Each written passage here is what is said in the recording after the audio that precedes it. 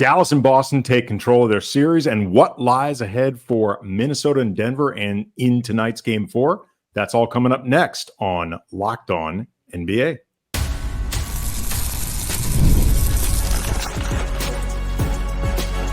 You are Locked On NBA, your daily NBA podcast. Part of the Locked On Podcast Network, your team every day.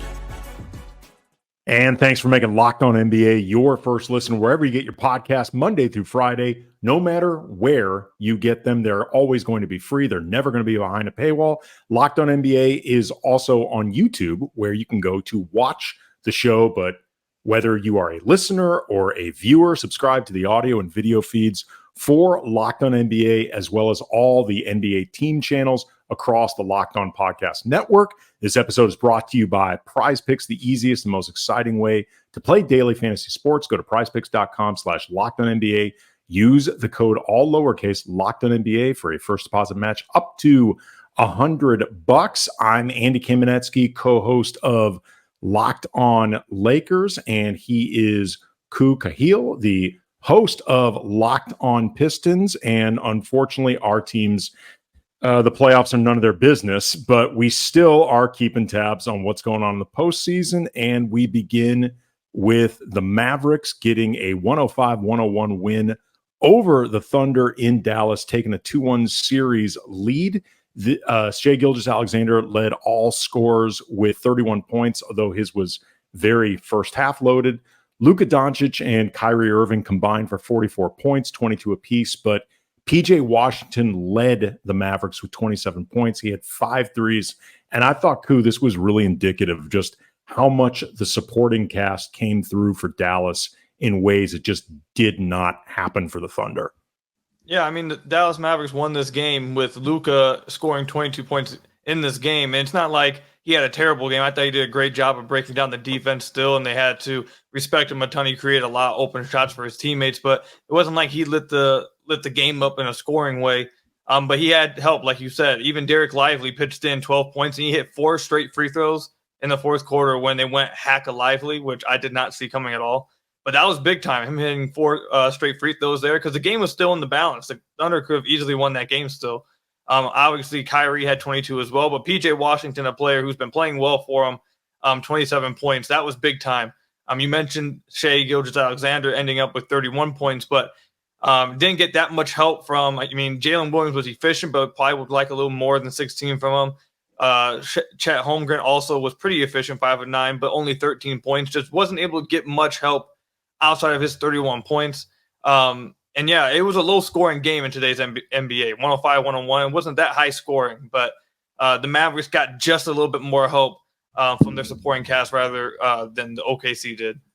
Yeah, you mentioned, how Derek Lively reacted to the hack-a-lively, wreck-a-Derek, whatever you want to call it. But he hit 4 straight free throws, and Kyrie Irving after the game said at one point, because Lively was kind of avoiding trying to get fouled and running around, moving all over the court. At one point, Kyrie just told him, look, it's a compliment that they are paying this much attention to you.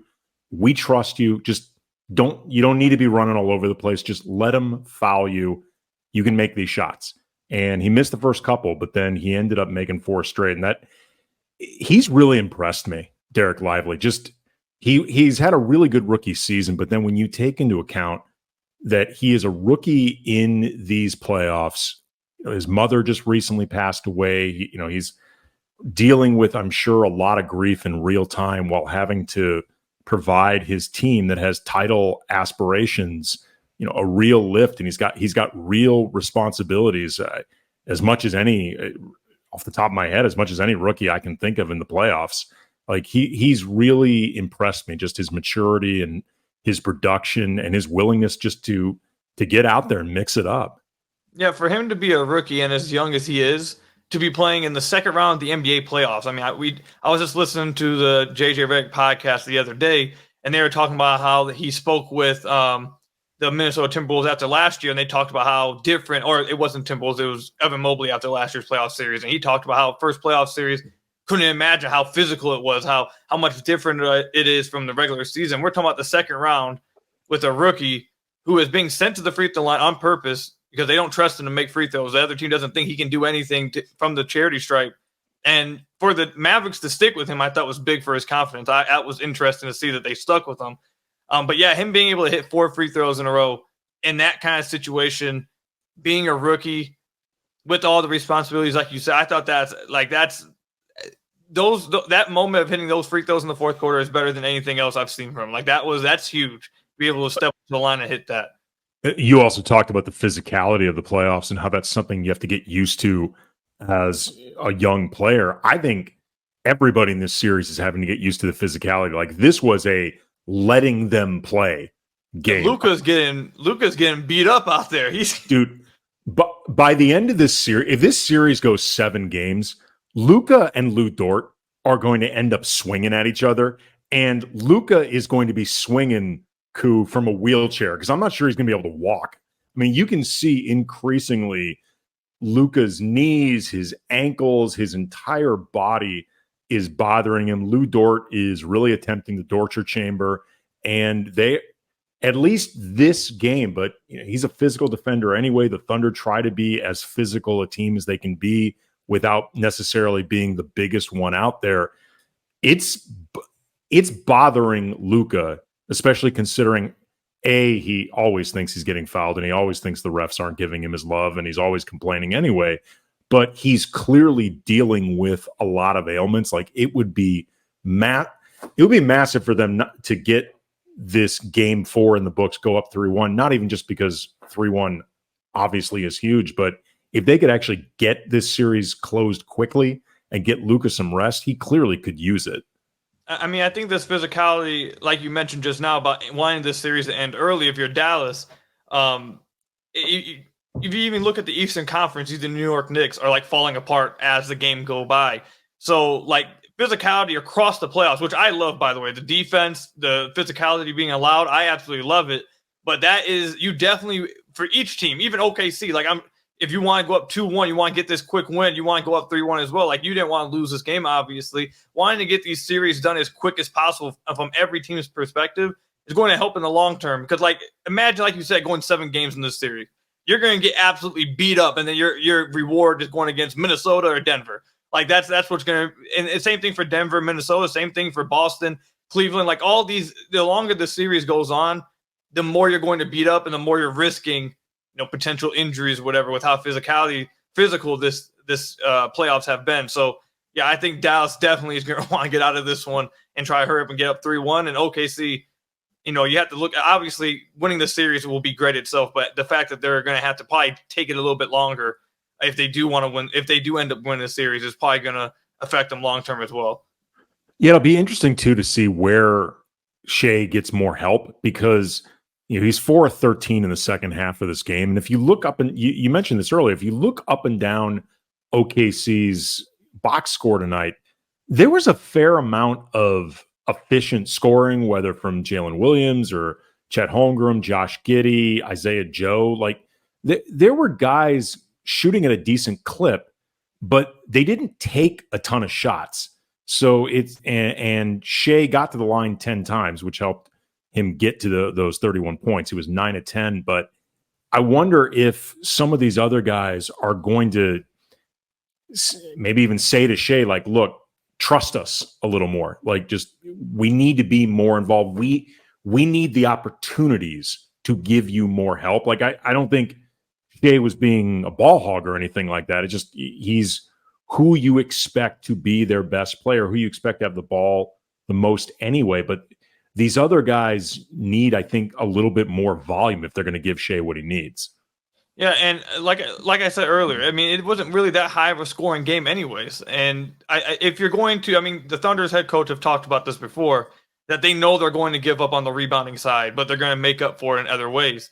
Now, if you're going to end up scoring 101 points in a game, you can't give up 15 offensive rebounds. It's just not going to, it's just not going to happen. Like you mentioned, they just didn't. The Thunder didn't get up that many shots. It didn't feel like it didn't feel like a high scoring game. The reason why the Mavericks were able to get up 10 more shots than them is because they got 15 offensive rebounds and the Thunder got 6. So Dallas was able to create extra possessions, easier looks for themselves, and score more. And they only won by 4 points despite that. So OKC was right there in this game. They played really good defense. And like I said, you got to close the possession though. And I understand that's part of their team, that they know they're going to give up rebounds because they're going to make it up in other areas. Just if you're not going to make it up in those other areas, you really got to crash down and not allow these offensive rebounds, because I think that's what lost them the game here. I thought defensively they were fine. Offensively, I thought both teams, that's just what the game was. I think they lost this game in the offensive glass. So I think that's something to watch moving forward. Well, I mean, to your point, the second chance points battle was 16-9 in Dallas's favor, which isn't necessarily a massive discrepancy, but when it's a 4-point game, that's a really big deal. Also, too, it is worth noting, my God, PJ Washington loves being in the playoffs. Like, he is playing like somebody who has been, freed from basketball jail that we refer to as Charlotte. And he is so. If we refer to Charlotte as basketball jail, I'm terrified of what they call Detroit. They might call it like Arkham Asylum over there. I think it's like the basketball gulag over in Boston. I mean, in Detroit, excuse me. Boston's up 2-1. They don't need the slander. Just mentioned Boston accidentally, but they are up 2-1 in their series after Saturday's win over the Cavaliers. Break that one down. Coming up next. Locked on NBA is brought to you by PrizePicks, America's #1 fantasy sports app with over 3 million members. The easiest, most exciting way to play daily fantasy sports. Just you against the numbers. You pick more than or less than on 2 or more player stat projections and watch the winnings roll in. Get in on the playoff action and win up to 100 times your money on PrizePicks as you and the world's best players take the game to a new level. During the NBA postseason, you can now win up to 100 times your money on PrizePicks, which with as little as 4 picks. So you could turn $10 into $1,000 with basketball and hockey entries today on PrizePicks, America's #1 fantasy sports app. They offer Apple Pay for quick and easy deposits into your account all throughout basketball season. Really simple to play. You can make your picks and submit your entry in less than 60 seconds. So go to prizepicks.com/LockedOnNBA. Use the code LockedOnNBA, all lowercase, for a first deposit match up to $100. PrizePicks, pick more, pick less. It's that easy. So the Boston Celtics are now up 2-1 in their series after a 106-93 win over the Cleveland Cavaliers. Saw a great stat from Tim Kawakami of The Athletic, tweeted out, Boston has now won at least one road game in 9 consecutive playoff series, which explains a lot of the recent success they've had in the playoffs and the success expected of them this season. Really interesting. Jayson Tatum and Donovan Mitchell, the 2 best players on the Celtics and Cavaliers, respectively, they put up 33 points each in Saturday's game. But here's a big difference. The 4 other starters for the Cavaliers combined for 40. The other 4 starters for Boston combined for 60. And that's without Kristaps Porzingis even available for Boston. Like Darius Garland and Karis LeVert started getting going a little bit more in the 4th, but Spida's not getting enough help, Koo. Like, there's no question about that. He's been killing it in these playoffs, and he's not getting enough help. Yeah, I think, like you said, the fact that Boston has the supporting cast to, Jayson Tatum, 33 points, Jaylen Brown, 28 points, Jrue Holiday finally had a nice game after struggling. Even Derek White didn't even have that big of a game, struggled from the field, but ended up with 12 points. Donovan Mitchell is doing just about everything he can for the Cleveland Cavaliers, and he's just not getting a lot of help. I think Isaac Okoro is really struggling, 0-4 from deep, really struggling to have an impact offensively, and that's kind of been a story of his career. Max Strus not having a kind of impact that you probably would like to see from your sharpshooter out there, 2 of 6 from deep, 2 of 8 from the floor. And even Darius Garland, I think Evan Mobley has had 2 back-to-back really solid games. But Darius Garland is the one that I'm kind of shocked by, that is not, coming out to really support Donovan Mitchell, because Darius Garland's a really good player. He's a really good player, and he just hasn't been, what the Cavs want him to be. He hasn't been what his contract that he's being paid to be for the Cavaliers. And that's definitely going to hurt them a lot moving forward. I don't think anyone's expecting them to beat the Celtics, to be honest. Like, I'm not expecting them to beat the Celtics. I don't think many people are. But when it's like, I know the game it says that they won by 13. And I know the Celtics were up at like 20 at one point. But in the fourth quarter, they cut it down to 7 at one point. Like, it ended up becoming a game. The Cavs cut this thing down. And if Donovan Mitchell had any kind of help, I don't know if they would have won, but it would have been even more interesting down the line. It's just, he couldn't get anything from the rest of his team. Actually, let me give some props to Evan Mobley. Evan Mobley showed up and did his thing a little bit, but outside that, everyone else really struggled. And I don't want to talk about the offseason because I hate it when teams do that. When people do that, when teams in the playoffs, but I feel like it's kind of unavoidable with like Donovan Mitchell. Like, with the team struggling like this around him, I have to believe that Cavs fans are sitting there like, if it makes you feel better, Koo, that's exactly where my mind was headed as well. And, obviously, as the co-host of Locked On Lakers, I am very interested in the future of Donovan Mitchell with Cleveland. And if it's not with Cleveland, where he may want his future to end up in, what city he might be eyeing. Obviously, he's been linked to the Lakers if he's not going to sign an extension with Cleveland. But, I'd mentioned before that Darius Garland and Karis LeVert got going late, but kind of too little too late. They had 15 points each. 15 of their 15 of the 30 combined points came in the fourth quarter, which helped the Cavaliers make that run down the stretch. But it also speaks to why they needed to make such a desperate run to begin with. And I agree with you. Evan Mobley, 17 points, 8 rebounds, an assist, and a steal. That 7-11 from the field, hit all 3 of his free throws. You'd love to have, a 25, 28 point breakout game from Evan Mobley, but that's not necessarily the expectation. That it's not the expectation is a bigger, global conversation for the Cavaliers to have about Evan Mobley, big picture, but it's not the conversation right now.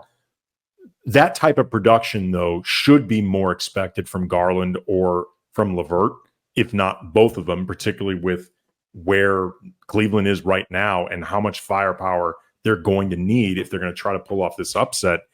And look, you saw it in the first round against Orlando. I know they're a good defensive team, but they're also inexperienced, even compared to like Cleveland being a pretty young team. They're inexperienced. And Cleveland often struggled to score against them too. It's just, I wonder how much they miss Jared Allen just as a source of easy lob points and, just rim running, stuff like that. He's not necessarily thought of as an offensive player, but his absence maybe is more of a big deal than people would have expected offensively. But whatever it is, they need to figure it out quickly. Yeah, like I said, I don't think anyone, at least myself, I'll speak for myself, I don't expect Cleveland to win this series. Me neither. And I expect, if you want my prediction, I don't expect this series to go much longer. Boston is just a much better team. They're just an extremely, extremely well put together team. And I felt like every time the Cavs seemed to try to turn the momentum around, Boston just was like, okay, let's just get this going. And then they extended it right back to 13. So it's like, can the Cleveland Cavaliers play better? Yeah. Can they get a little more out of Strus? Definitely. Can Okoro not go 1 of 7? Like, sure. But I think at the end of the day, if you're not going to get, like you mentioned, I don't think you're expecting like a 28-point game from Evan Mobley. This is like what he did today is mostly what you expect with some good defense. Like, that's what you expect from him. Darius Garland is supposed to be his running mate, Donovan Mitchell's running mate with the scoring and explosive offense. And if you're not going to get that from him, I think even with that from him, you're going to struggle to take down Boston. But without that, you're definitely not going to take down Boston. Boston's has way too much firepower. They're an incredible team. So without Darius Garland really showing up, I don't know how much of a chance you really have against the Boston Celtics. And sadly for Cavs fans, I think the talk is going to continue to be with Mitchell not having. I feel like the talk would be different. Maybe not, but I feel like it would be different, at least for me, if like they were losing and his teammates were like showing up and they were playing high firepower games, and it is what it is. We're just running into a better team. Like there were moments out there I was watching the game and it's like I feel like you can see Donovan Mitchell just like and just get back, and it's like with that being how it's going, it's just like you kind of opening the talks to happen yourself. So, but I do want to give credit to Boston. Boston is like an incredible team. I don't want to make it all Cleveland, but yeah, Boston's incredible. Yeah, and look, in the meantime, Boston's up 2-1. They still have not gotten the most Jayson Tatum version of Jayson Tatum. Like he's still not struggling. I mean, he's still not scoring very efficiently. He still is not really. He's not even playing badly. But in terms of the most explosive, dynamic version of Jayson Tatum, the guy that had been in the MVP conversation, stuff like that, they still haven't gotten that throughout these entire playoffs. Like I just looked over his game logs. He's got, I think, 2 games in the playoffs where he shot 50% from the field, like 2 or 1. Like he's been really inefficient in the playoffs. Yeah. So, I mean, that has to be in some ways comforting to Boston as long as they're confident, okay, eventually Jayson Tatum's going to show up. Because as long as they feel that way, then they have nothing to worry about. In the meantime, Jaylen Brown, plenty efficient in this game, 28 points, 13 of 17 from the field, hit 2 of 3 from behind the arc, plus 9 rebounds, 3 assists, and a steal. Like, he's a really, really good player. And you mentioned that breakout game for Jrue Holiday. What did we learn about Denver and Minnesota in Game 3 that may potentially transfer over to tonight's Game 4? Talk about that coming up next.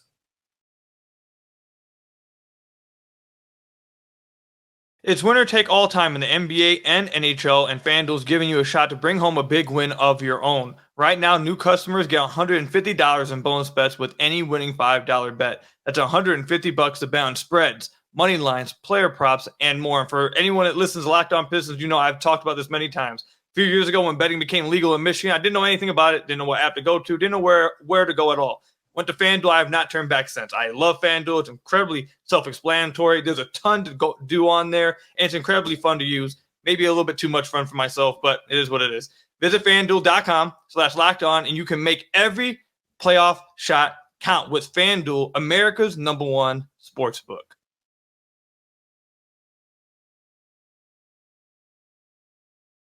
All right, so I think tonight most compelling game on the slate, no disrespect to Indiana and the Knicks, is Minnesota and Denver, Game 4, 8 p.m. Eastern, 5 p.m. Pacific, just because Denver looked so little like themselves in the opening pair of games, and then they absolutely waxed the Wolves in Minnesota in Game 3. They had 3 scorers with 20 points. The Wolves had nobody with 20 points, not even Ant hit 20. And it's interesting because the big fear, heading into, I think, the playoffs from Minnesota was just whether or not their offense could reach the level of their defense, because their defense has been absolutely smothering. They've got the Defensive Player of the Year with Rudy Gobert. They've got Ant and McDaniels and Khahil, Alexander Walker. Like they've got a lot of really strong defense, but can the offense match it? For most of the playoffs, the answer was yes. Game 3, not so much. They didn't even crack 90. Yeah, I think the interesting thing for me is just watching Denver throughout these playoffs.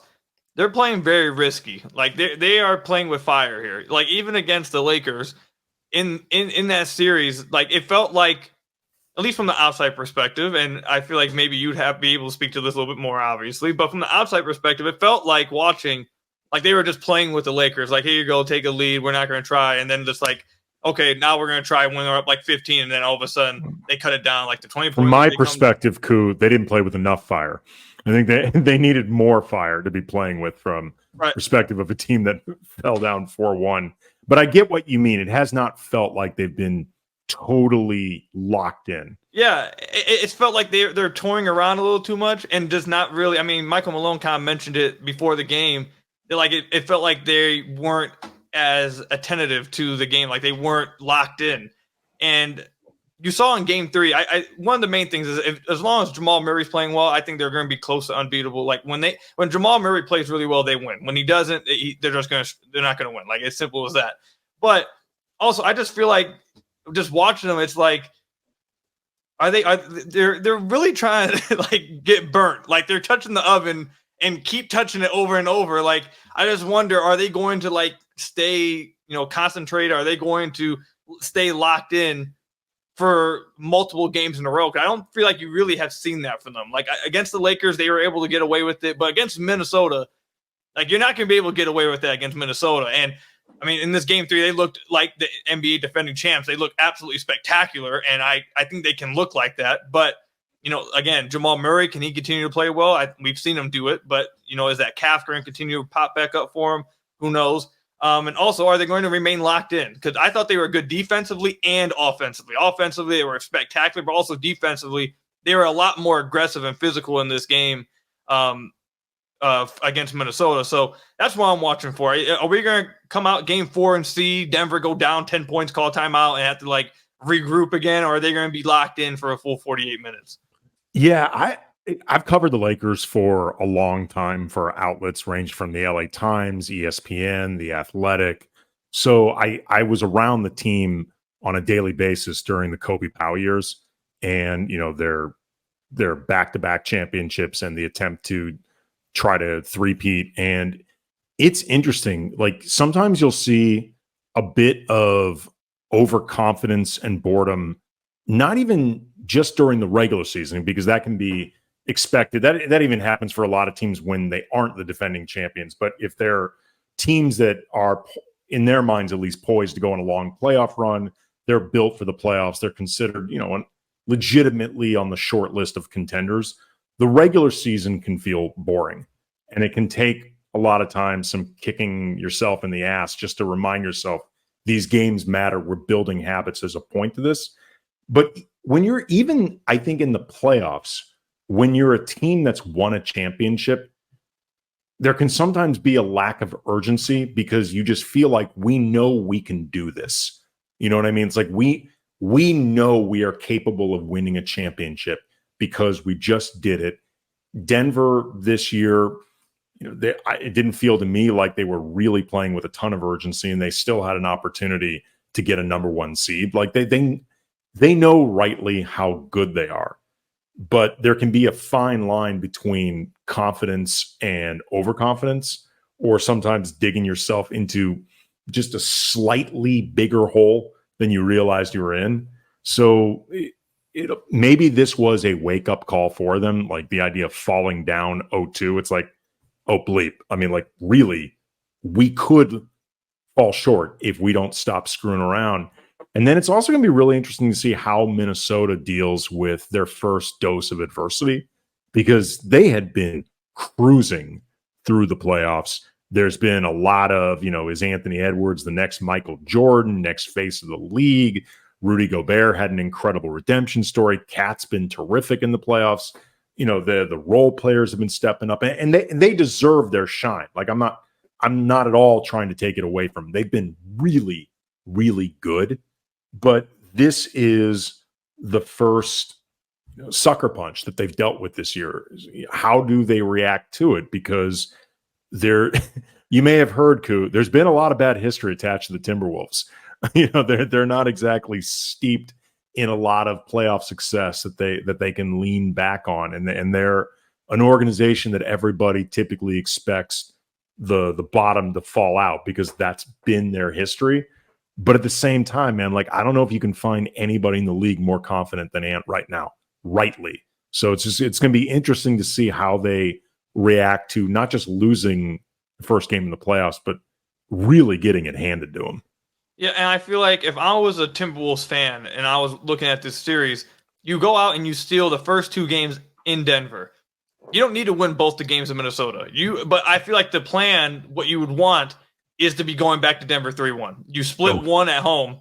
You at least split at home because you've done 1-2 on the road. You did the hard part. Just at least split at home and you're in good position. I have to feel like if you go back to Denver 2-2, I think momentum has swung back in Denver's favor. And I don't think that's a position you want to be in. you did the hard part to do the hard part and then just give home court advantage right back to Denver after on your home floor. I think that would be really disappointing and really deflating. Well, and look, Minnesota's had success against Denver this year, and they've got reason to feel confident about themselves.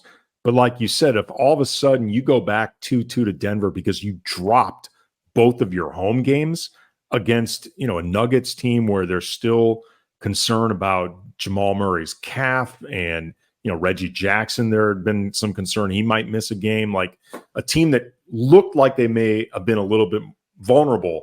All of a sudden it's like, oh, did we wake the giant by doing the thing we're supposed to do, which is beating them? Like the only way to wake them up is to actually win games.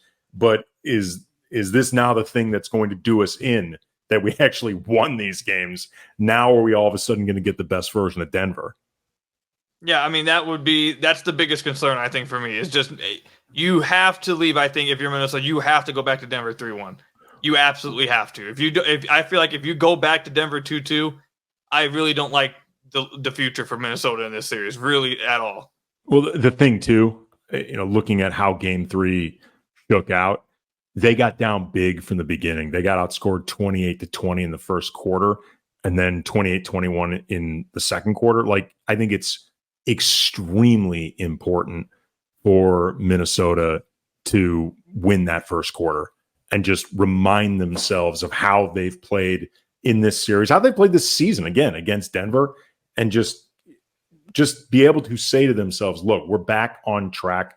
We can hang with these guys. Like, we are in their league. I think it's really, really important for a team that has a lot of confidence, but doesn't have the experience to draw on. I think it's super important for them to come out of that first quarter ahead. Yeah, and I think from Denver's perspective, maybe Jamal Murray getting booed every time he touched the ball, maybe going through all he dealt with over the last few days of everyone going after him, and rightfully so for what he did at the end of Game 2, maybe that woke him up, because Jamal Murray I know he hit a few game winners against the Lakers, but even in that Lakers series, it wasn't like he played like extremely well anyways. No. He has not been the Jamal Murray that he's been in the playoffs over the last few years. So if that was woke him up, Denver has to feel good about themselves. Because like I said, when Jamal Murray plays well, I feel like they're damn near unstoppable. Like I rarely ever see, like over the last year and a half, when Jamal Murray's clicking and he's playing well, I mean, you know what you're getting out of Yoke. You know what you're getting out of MPJ. And Aaron Gordon is like the perfect running mate with all of those guys defensively in the dunker spot. Like, it's really just about, is Jamal Murray going to shoot well? He is. Oh, well, good luck. Like, that's what it seems like. All right. Well, again, there's going to be a really, I think, entertaining Game 4 between Denver and Minnesota. There's also 2 Knicks-Pacers to look forward to. Make sure everybody wish your mother or the mother of your children or the mother figure in your life a happy Mother's Day. I'm Andy. He's Koo. This has been Locked On NBA, and we will see everybody soon.